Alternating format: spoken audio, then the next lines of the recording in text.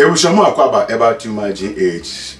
Adebi a me hu bi da menim se bi esitade a but me de menti bi da say nana otumfo ose to the second a free Kumase Abankai Abesra Gamanche ni Taki Teko on the 9th of June 2024. Now I read so many issues. Among say otumfo one of the kings in Ghana all canvassing for Enkabom and all campaigning for Enkabom. Now Odri Yansono Wambaka Oja 5 billion to say Enkran for Jumedi or Moody Eku or Mati on person Moboa or mine on also the 5 billion abase or the babe support sa Jumedi.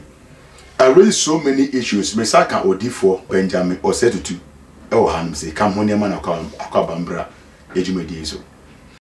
Do you want to buy a house? Then your worries are over. For sale. Mewasem Debbie Demao. Yes, it's for sale. It's a 5-bedroom gated houses with a beautiful view and serene. All for sale. A dining in our Tantra Hills estate. Into Wahibia Frey. They're very affordable. You can simply call us on 050-338-7037. Odifo 32. Chama, you might call too much. Oh, Yana Daroma, Yamuya. Now, telling we are then a mouth with relationship. Attending dear, a cow home.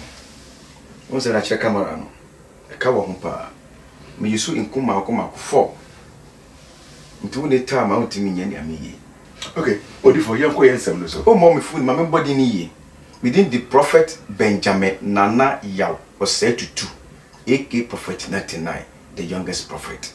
Medamasi, what do you call? Odifo, Asante Hini, Nana or said to the second. Yeah. Abankai, Abesra and Krahini. Among for council pass a idea or ye no a ye. Na Sana was Sanka Obia to me, and Nankama, Puntu, any or dog Atana Ghana, Ahifuni. Who say? I made that was na me friend Chiakesia and Chia Yura, a year Asante Mayura. Na me chia the retired COP Kofi Boache. Okay. Na me chia Wankasan. Na me chia ETFO. Omo mo nyanda je too much GH. Akopon ehyamunya. Salutu munyina. ETFo. Also too fast and bad man kibia na nye because me fi menhia. Me edihia. Ye ka Asante ikambom no. Ya na ebiase nyina amafonti ase. Na de bia me kama asem say the resity a de bia me ba me chia na Asante hini no. E me de se na asema ba chichiri nsem mu ba bo no tofa a de kire ebiase nyina. Okay. E ma Ghana this year. Ghana ni bia ba bia wo bia no. Me fa nsan beku we say enche Asante ekonwa. Ma woni nje say wo ya Ghana ni. Ma woni nje say your kingdom. Enya king kingdom. Say king here or free a kingdom. What is here? Na ewiase nyina no. Ye e ka sunsun itasem no. Ohini bia ne wiase sie. Ana konwa eso chen Asante hine konwa. O say ohini bia ni fa. So ohini bia ne wiase se sie. Ana konwa se me kaba. Na konwa te so no. Eso chen Asante hine konwa. One. Se etichi kura na Yakopon sada krono so a oyi ni difo di o man nanim kan. Okay. Na the result a anochi e bai I friend konfanochi no. Na that na Yakopon efra once before ya adwe no ya na different. Yakopon ofra yeni esi yaso. Because anochi bo bai na ye wo no bata se we so no. Ye se na wa ye den. Wa mo ni sase. Obi ni sem na bodu ya den ekita na te friend konfanochi. Eti yehwe niema anochi be ye eni inkambom anochi di bai because Bible say odifo bie ni anunya weden e woni kru anochi ko pie e kugwa senjeni ne mo ye nyina na yehu ne so mfa so wo ho ko pintama Asanteman e ba ho e invite no anaso no ananti ko Asanteman mu okodu ho wie de na sie odi kambom e ba Asanteman mu e pegja Asante konwa e pegja Asanteman e ma Asanteman be ye kra be hwe anochi e jeni na so ken na e beka se obompai betiti de ka se okanchi e ma konwa aye asesegua aye traso aye ahefo traso efe the gold efi wiem ene bae the seko ye ne fi wiem bae no ene sofo ben e woga na ha obetima bo sampa ma asesegua ye gold be fi wiem aba ene wiase nyina no kroben ene ono sa ko betima side bo se ono ni man no anase ni na hinie no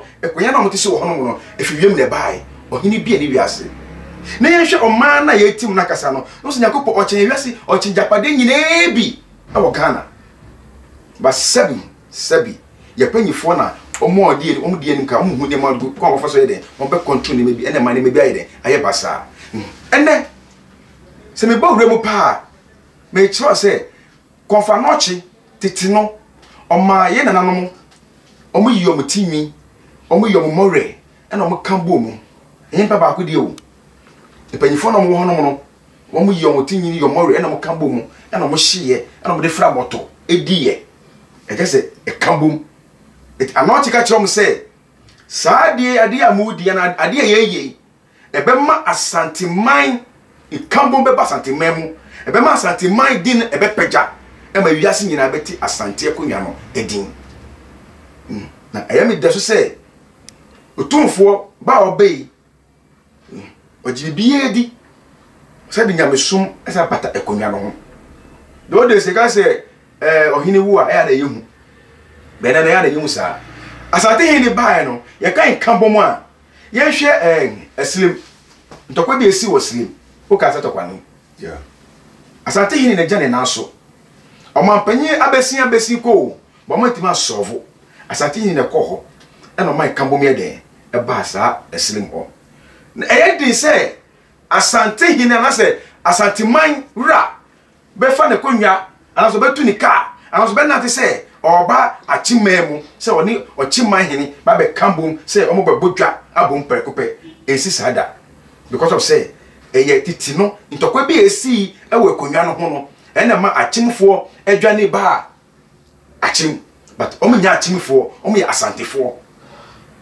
enne otumfo yo be ya otekonwa so yewra oba 3 years ago 2 or 3 years ago oba chebi oni ye nana okatogo it is answer na ye besi hini wa akra ha bia no ana ikra ha bia no yeso mo kotogo bansa but ni asate hini ye no ono no anfa se be se bio o ya asate hini ti no o di the din asate hini no e hwa na se opese obi e be som no da bi open kambom e ana hu se bia o inkran die se bio ye nyina no o ho ne ba bia nyina ye den ye kodi dwawo oja sie asante memu obi asole a so me kwan kan pa o pa ana asante fododo na ye den egu ana enyere ye ba bo shoemaker na sefo nyina wo eto hu ni se asante man se bio yo obedi na se bio kakra bi a ye bedi da ko boa eye ye nuano mo mo nka bote so a eye nana no mo no ma no mo so mo da ye bibi e de si ho e da ye kaya be de bi so se ebian school na yesi asante hini ene be support ye na ye de yetimi wie se na be ya ye mane na no be de be ya so faso but oni for so obi ka asante hini di sika to kan hini a na sina enipa ne sifa adwinti a o kasa obi kasa na adwo wo fom ona adwo wo fom se na wo susu na ye sana asante hini odwin a odi bae asante hini wo susu ni sa adwin ni tim adwin odi bae no mame ko bua menu anomo what is it okwo nkonya adeti na voter region ye ka say nkonya hono no omo hye asante hini ase because of say omo want ni akoye asantefo akwem hono no so omo ya afahye wo hono ma this asante hini etu ni car eko supporto eko bua wo it is okwo voter region no say hofo jojefo angrafo monso maba festival itim maba e beta machi etimeko a okay eden ya musara ni amoye moji we bibi kakra we de mfa supporto a eno chese o si baba sum no okwa asatememu a ye wo angraga wo ho teni yo okwa asatememu a asante ko ya nesi ono mo no se na ye kosidaya ye wo ayegbefo hini a ojemu ma ayegbefo okọ menhia ye wo nkrafo hini a wo gina man nkrafo okọ menhia ye wo fantefo hini e wo Kumasi ho e wo gina ma fantefo okọ menhia ye wo Slem eti all the ni bo ni nyina no obi ha wo ni hini a o presenti e man ni man ana e man ni crew e a okọ menhia eti mo nyina so eti so mo nyina be menhia konwa na adeti na say the leader of the menhia no the leader of Asante Memo no o say okay we die me besra me nua no mo ito me ko sra wo mo na me bibi aka ede ko support wo mo eti say ono mo nyina na e fa adwe wo menhia eno che say wa to mo on ti mi to mo okay odi for person dey come no ba na wi ye na meso san ka wo final word betudwa about otunfo a obesra enkrahene no kakra metimi aka de be rap masem sen so ye Ghana ni a bebi e duba na bebi a ni Asante Hene ye eba no ye fa support enter nechi na ye money nkaye no more ye nkakas na nei ni oye eso ye ni eti ma hemfo no ma obuo emra ahemfo no ne ahemfo ntem obete se asi aha ne aha eko we ni we eko adentia e wa beko na asase kitue bi na adane tokwa eti e be sere Ghana de hye bia wo ye Ghana ni bia wo tie ni bia no momma ye fa obuo emma ye die wo fi no ye fa obuo ma no ye Asante Hene ye fa obuo ma ne konwa ne sombo ya go boshira mo no ka mo ho mi phone number ni 0550 501086 0550 501086 adwuma semo kata se neti osubia no for the 49 send picture bra Yakobo be ya che no aka hita sem ya che Kristo Maya ebesa hia bye ebusia me das vasa onya bre na otin koma me ni odifo 99 edie odifo 99 so much concern about otunfo we free Kumasi abankran no abesra enkrahene na oba yenso wanfa ensapayamba ensapaya wanfa maniti na wanfa again say otunfo de sika abeto enkrahene se na be ya omudi obu ebe man at all cost but I think say far from that ebusia I had too much message say subscribe my page with me adoma so say na me upload bi anso na unsa betimi aka makra